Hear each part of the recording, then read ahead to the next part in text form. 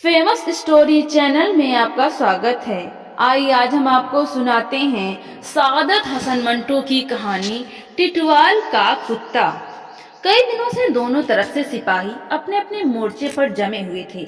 दिन में इधर और उधर से 10-12 गोलियां चल जाती, जिनकी आवाज के साथ कोई इंसानी चीख बुलंद नहीं होती थी। मौसम बहुत खुशनुमा था। हवा जंगली फूलों की महक में बसी हुई थी। पहाड़ियों की ऊंचाइयों और ढलानों पर लड़ाई से बेखबर कुदरत अपने रोज के कामकाज में व्यस्त थी। चिड़ियां उसी तरह चहचहाती थी, फूल उसी तरह खिल रहे थे और धीमी गति से उड़ने वाली मधुमक्खियां उसी पुराने ढंग से उन पर ऊँग ऊँग कर रस चूसती थी।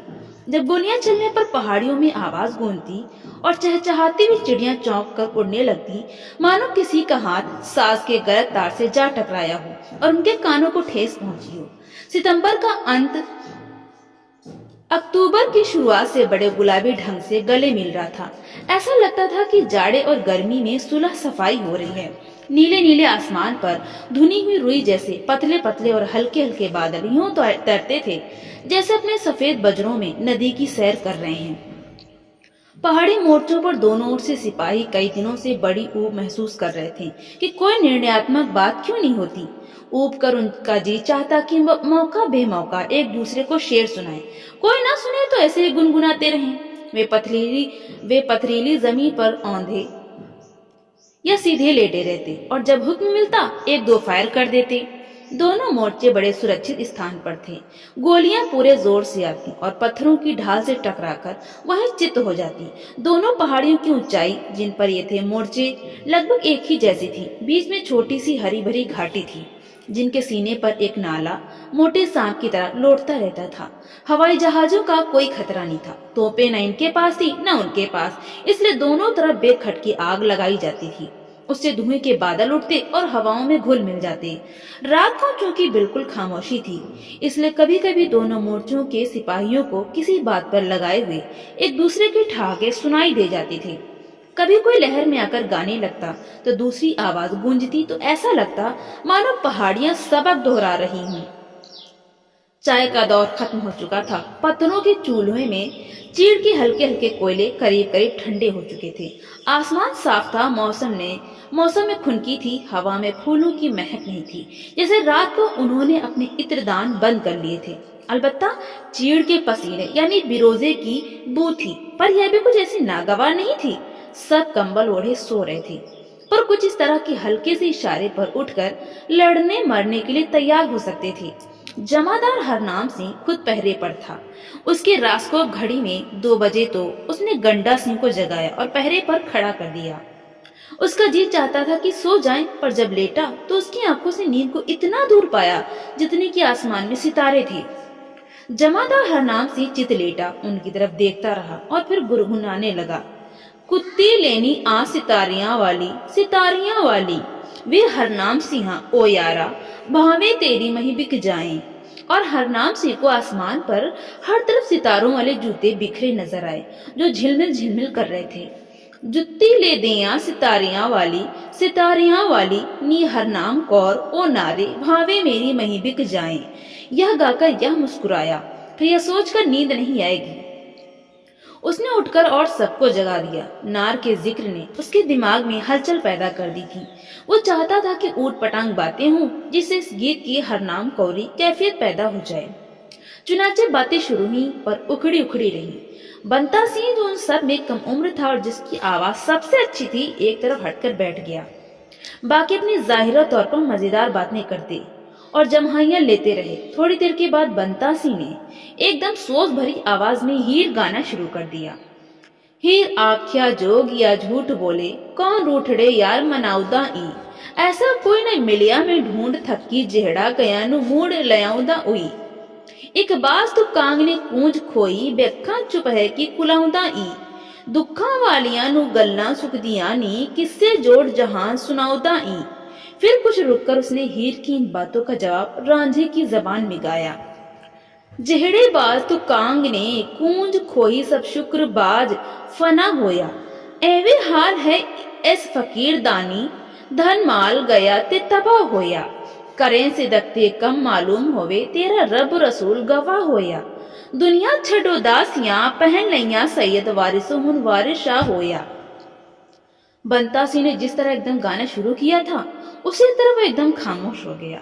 ऐसा लगता था कि खाकी पहाड़ियों ने भी उदासियां पहन ली हैं। जमादार हरनाम सिंह ने थोड़ी देर की बाद किसी अनदेखी चीज को मोटी सी गाली दी और लेट गया। सहसा रात के आखिरी पहर की उदास उदास फिजा में एक कुत्ते के भौंकने की आवाज गूंजी। सब चौंक पड़े। आवाज करीब से ही आई थी। सूबेदार हरनाम सिंह ने उठकर कहा, यह कहाँ से आ गया भौंकू? कुत्ता फिर भौंका। अब उसकी आवाज और भी नजदीक से आई थी। कुछ पलों के बाद दूर झाड़ियों में आहट हुई। बंता सिंह उठा और उसकी तरफ बढ़ा। जब वापस आया तो उसके साथ एक आवारा सा कुत्ता था जिसकी दुम हिल रही थी। वो मुस्कुराया, जमादार साहब, मैं हुक्म से इधर। बोला तो कहने लगा, मैं हूँ चपड़ झुनझुन। सब हंसने लगे। जमादार हरनाम सिंह ने कुत्ते को पुचकारा, इधर आ चपड़ झुनझुन। कुत्ता दुम हिलाता हरनाम सिंह के पास चला गया और यह समझकर कि शायद खाने की कोई चीज फेंकी गई है, जमीन के पत्थर सूंघने लगा। जमादार हरनाम सिंह ने थैला खोलकर एक बिस्कुट निकाला और उसकी तरफ फेंका। कुत्ते ने उसे सूंघकर मुंह खोला, लेकिन हरनाम सिंह ने लपक कर उसे उठा लिया। ठहर, कहीं पाकिस्तानी तो नहीं? सब हंसने लगे। सरदार बंता सिंह ने आगे बढ़कर कुत्ते की पीठ पर हाथ फेरा और जमादार हरनाम सिंह से कहा, नहीं जमादार साहब, चपड़ झुनझुन हिंदुस्तानी है। जमादार हरनाम सिंह हंसा और कुत्ते से मुखातिब हुआ, निशानी दिखाओ ओए। कुत्ता दुम हिलाने लगा। हरनाम सिंह जरा खुलकर हंसा, यह कोई निशानी नहीं, दुम तो सारे कुत्ते हिलाते हैं। बंदा सिंह ने कुत्ते की कांपती दुम पकड़ ली। शरारती है बेचारा। जमादार हरनाम सिंह ने बिस्कुट फेंका जो कुत्ते ने झट दबोच लिया। एक जवान ने अपने बूट की एड़ी से जमीन खोदते हुए कहा, अब कुत्तों को भी या तो हिंदुस्तानी होना पड़ेगा या पाकिस्तानी। जमादार ने अपने थैले से एक और बिस्कुट निकाला और फेंका। पाकिस्तानियों की तरह पाकिस्तानी कुत्ते भी गोली से उड़ा दिए जाएंगे। एक ने जोर से नारा लगाया, हिंदुस्तान जिंदाबाद। कुत्ता जो बिस्कुट उठाने के लिए आगे बढ़ा था डर कर पीछे हट गया। उसकी दुम टांगों के अंदर घुस गई। जमादार हरनाम सिंह हंसा, अपने नारे से क्यों डरता है?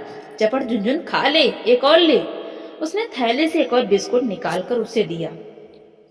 बातों बातों में सुबह हो गई। सूरज निकलने का इरादा ही कर रहा था कि चारों ओर उजाला हो गया। जिस तरह बटन दबाने से एकदम बिजली की रोशनी होती है, उसी तरह सूरज की किरणें देखते ही देखते उस पहाड़ी इलाके में फैल गईं, जिनका नाम टिटवाल था। इस इलाके में काफी देर से लड़ाई चल रही थी। एक एक पहाड़ी के लिए दर्जनों जवानों की जाने जाती थी, फिर भी कब्जा गैर यकीनी होता था। आज यह पहाड़ी उनके पास है, कल दुश्मन के पास, परसों फिर उनके कब्जे में, इसके दूसरे दिन वो फिर दूसरों के पास चली जाती थी। जमादार हरनाम सिंह ने दूरबीन लगाकर आसपास का जायजा लिया। सामने पहाड़ी में धुआं उठ रहा था। इसका मतलब यह था कि चाय वगैरह तैयार हो रही है। इधर भी नाश्ते की फिक्र हो रही थी, आग सुलगाई जा रही थी। उधर वालों को भी निश्चय ही उधर से धुआं उठता दिख रहा था। नाश्ते पर सब जवानों ने थोड़ा थोड़ा कुत्ते को दिया, जो उसने खूब पेट भर के खाया। सब उसने दिलचस्पी ले रहे थे, जैसे वे उसको अपना दोस्त बनाना चाहते हैं। पुचकार कर चपड़ झुनझुन के नाम से पुकारता और उसे प्यार करता। शाम के करीब दूसरी तरफ पाकिस्तानी मोर्चे में सूबेदार हिम्मत खां अपनी बड़ी बड़ी मूंछों को, जिनके साथ बेशुमार कहानियां जुड़ी हुई थीं, मरोड़े दे देकर टिटवाल के नक्शे को बड़े ध्यान से देख रहा था। उसके साथ ही वायरलेस ऑपरेटर बैठा था और सूबेदार हिम्मत खां के लिए प्लाटून कमांडर के निर्देश प्राप्त कर रहा था। कुछ दूर एक पत्थर से टेक लगाए और अपनी बंदूक लिए बशीर धीमे धीमे गुनगुना रहा था, चन्न कित्थे गवाई आई रात वे, चन्न कित्थे गवाई आई। बशीर ने मजे में आकर आवाज जरा ऊंची की तो सूबेदार हिम्मत खां की कड़कदार आवाज बुलंद हुई, ओए कहाँ रहा है तू रात भर? बशीर ने सवालिया नजरों से हिम्मत खां को देखना शुरू किया तो बशीर की बजाय किसी और से मुखातिब था, बता ओए। बशीर ने देखा कुछ फासले पर वो आवारा कुत्ता बैठा था, जो कुछ दिन हुए उनके मोर्चे में बिन बुलाए मेहमान की तरह आया था और वहीं टिक गया था। बशीर मुस्कुराया और कुत्ते को संबोधित कर बोला, चन्न कित्थे गवाई आई रात ये, चन्न कित्थे गवाई आई। कुत्ते ने जोर से दुम हिलाना शुरू किया, जिससे पथरीली जमीन पर झाड़ू सी फिरने लगी। सूबेदार हिम्मत खां ने कंकड़ उठाकर कुत्ते की तरफ फेंका। साले को दुम हिलाने के सिवा और कुछ नहीं आता। बशीर ने एकदम कुत्ते की तरफ गौर से देखा, इसकी गर्दन में क्या है? यह कहकर वो उठा, पर इससे पहले एक और जवान के कुत्ते को पकड़कर उसकी गर्दन में बंधी हुई रस्सी उतारी। उसमें गत्ते का एक टुकड़ा पिरोया हुआ था जिस पर कुछ लिखा था। सूबेदार हिम्मत खान ने यह टुकड़ा लिया और अपने जवानों से कहा, हैं, जानता है तुम में से कोई पढ़ना? बशीर ने आगे बढ़कर गत्ते का टुकड़ा लिया। हाँ, कुछ कुछ पढ़ लेता हूँ। और उसने बड़ी मुश्किल से अक्षर जोड़ जोड़ कर यह पढ़ा, चप चपड़ झुन झुन चपड़ झुन झुन। यह क्या हुआ? सूबेदार हिम्मत खान ने अपनी बड़ी बड़ी ऐतिहासिक मूंछों को जबरदस्त मरोड़ दिया। कोडवर्ड होगा कोई? फिर उसने बशीर से पूछा, कुछ और लिखा है बशीरे? बशीर ने जो अक्षर जोड़ने में लगा था जवाब दिया, जी हाँ, यह हिंदुस्तानी कुत्ता है। सूबेदार हिम्मत खान ने सोचना शुरू किया, मतलब क्या हुआ इसका? क्या पढ़ा था तुमने? चपड़? बशीर ने जवाब दिया, चपड़ झुनझुन। एक जवान ने बहुत बुद्धिमान बनते हुए कहा, जो बात है इसी में है। सूबेदार हिम्मत खान को यह बात माकूल लगी। हाँ, कुछ ऐसा ही लगता है। बशीर ने गत्ते पर लिखी हुई पूरी इबारत पढ़ी, चपड़ झुनझुन, यह हिंदुस्तानी कुत्ता है। सूबेदार हिम्मत खान ने वायरलेस सेट किया और कानों पर हेडफोन लगाकर प्लाटून कमांडर से खुद उस कुत्ते के बारे में बातचीत की। वो कैसे आया था, किस तरह उनके पास कई दिन पड़ा रहा, फिर एकाएक गायब हो गया और रात भर गायब रहा। अब आया तो उसके गले में एक रस्सी नजर आई जिसमें गत्ते पर एक टुकड़ा था। उस पर जो इबारत लिखी थी वो उसने 3-4 बार दोहराकर प्लाटून कमांडर को सुनाई, पर कोई नतीजा हासिल न हुआ। बशीर अलग कुत्ते के पास बैठकर उसे कभी पुचकार कर कभी डरा धमका कर पूछता रहा कि वो रात भर कहाँ गायब रहा। उसके गले में वो रस्सी और गत्ते का टुकड़ा किसने बांधा था, पर कोई मनचाहा जवाब ना मिला। वो जो सवाल ना करता उसके जवाब में कुत्ता अपनी दुम हिला देता। आखिर गुस्से में आकर बशीर ने उसे पकड़ लिया और जोर का झटका दिया। कुत्ता तकलीफ के कारण चाऊ चाऊ करने लगा। वायरलेस से निपटकर सूबेदार हिम्मत खान ने कुछ देर नक्शे को गौर से देखा और फिर निर्णयात्मक भाव से उठा और सिगरेट की डिबिया का ढकना खोलकर बशीर को दिया। बशीरे, लिख इस पर गुरमुखी में, उन कीड़े ककोड़ों में। बशीर ने सिगरेट की डिबिया का गत्ता लिया और पूछा, क्या लिखूं सूबेदार साहब? सूबेदार हिम्मत खान ने मूंछों को मरोड़े देकर सोचना शुरू किया। लिख दे, बस लिख दे। यह कहकर उसने जेब से पेंसिल निकालकर बशीर को दी। क्या लिखना चाहिए? उसने जैसे खुद से पूछा। बशीर पेंसिल की नोक को होंठ से लगाकर सोचने लगा, फिर एकदम सवाली अंदाज में बोला, सपड़ सुन सुन। लेकिन फौरन ही संतुष्ट होकर उसने निर्णय भरे लहजे में कहा, चपड़ झुनझुन का जवाब सपड़ सुन सुन ही हो सकता है। क्या याद करेंगे अपनी माँ के सिखड़े? बशीर ने पेंसिल सिगरेट की डिबिया पर जमाई। सपड़ सुन सुन, 16 आने, लिख सब सपड़ सुन सुन। यह कहकर सूबेदार हिम्मत खान ने जोर का ठहाका लगाया और आगे लिखा, यह पाकिस्तानी कुत्ता है। सूबेदार हिम्मत खान ने गत्ता बशीर के हाथ से ले लिया। पेंसिल से उसने छेद किया और रस्सी में पिरोकर कुत्ते की तरफ बढ़ा। ले जाए अपनी औलाद के पास। यह सुनकर सब जवान खूब हंसे। सूबेदार हिम्मत खान ने कुत्ते के गले में रस्सी बांध दी। वो इस बीच अपनी दुम हिलाता रहा। इसके बाद सूबेदार ने उसे कुछ खाने को दिया और नसीहत करने के अंदाज में कहा, देखो दोस्त, गद्दारी मत करना, याद रखो गद्दारी की सजा मौत होती है। कुत्ता दुम हिलाता रहा। जब अच्छी तरह खा चुका तो सूबेदार हिम्मत खान ने रस्सी से पकड़कर उसका रुख पहाड़ी की इकलौती पगडंडी की तरफ फेरा और कहा, जाओ, हमारा खत दुश्मनों तक पहुंचा दो, मगर देखो वापस आ जाना, ये तुम्हारे अफसर का हुक्म है, समझे? कुत्ते ने अपनी दुम हिलाई और आहिस्ता आहिस्ता पगडंडी पर जो बल खाती हुई नीचे पहाड़ी के दामन में जाती थी चलने लगा। सूबेदार हिम्मत खान ने अपनी बंदूक उठाई और हवा में फायर किया। फायर उसकी गूंज दूसरी तरफ हिंदुस्तानियों के मोर्चे में सुनी गई। इसका मतलब उनकी समझ में न आया। जमादार हरनाम सिंह पता नहीं किस बात पर चिड़चिड़ा हो रहा था। यह आवाज सुनकर और भी चिड़चिड़ा हो गया। उसने फायर का हुक्म दे दिया। आधा घंटे तक दोनों मोर्चों से गोलियों की बेकार बारिश होती रही। जब ये शगल से उकता गया तो जमादार हरनाम सिंह ने फायर बंद करा दिया और दाढ़ी में कंघी करनी शुरू कर दी। इसे छुट्टी पाकर उसने जाली के अंदर सारे बाल बड़े सलीके से जमाए और बंता सिंह से पूछा, ओए बंता सिंह, चपड़ झुनझुन कहाँ गया? बंता सिंह ने चीड़ की भूखी सूखी लकड़ी से फिरोजे को अपने नाखूनों से अलग करते हुए कहा, पता नहीं। जमादार हरनाम सिंह ने कहा, कुत्ते को घी हजम नहीं हुआ। बंता सिंह इस मुहावरे का मतलब नहीं समझा। हमने तो उसे घी की कोई चीज नहीं खिलाई थी। यह सुनकर जमादार सिंह बड़े जोर से हंसा। ओए अनपढ़, तेरे साथ तो बात करना 95 का घाटा है। तभी वो सिपाही जो पहरे पर था और दूरबीन लगाए इधर उधर देख रहा था एकदम चिल्ला, वो आ रहा है। सब चौंक पड़े। जमादार हरनाम सिंह ने पूछा, कौन? पहरे के सिपाही ने कहा, क्या नाम था उसका? चपड़ झुनझुन, चपड़ झुनझुन। यह कहकर जमादार हरनाम सिंह उठा। क्या कर रहा है वो? पहरे के सिपाही ने जवाब दिया, आ रहा है। जमादार हरनाम सिंह ने दूरबीन उसके हाथ से ली और देखना शुरू किया। इधर ही आ रहा है, रस्सी बंधी हुई गले में, लेकिन या तो उधर से आ रहा है दुश्मन के मोर्चे से। कहकर उसने कुत्ते की माँ को बहुत बड़ी गाली दी। इसके बाद उसने बंदूक उठाई और निशाना बांधकर फायर किया। निशान चूक गया। गोली कुत्ते को कुछ फासले पर पत्थरों की किरचें उड़ाती जमीन में दफन हो गई।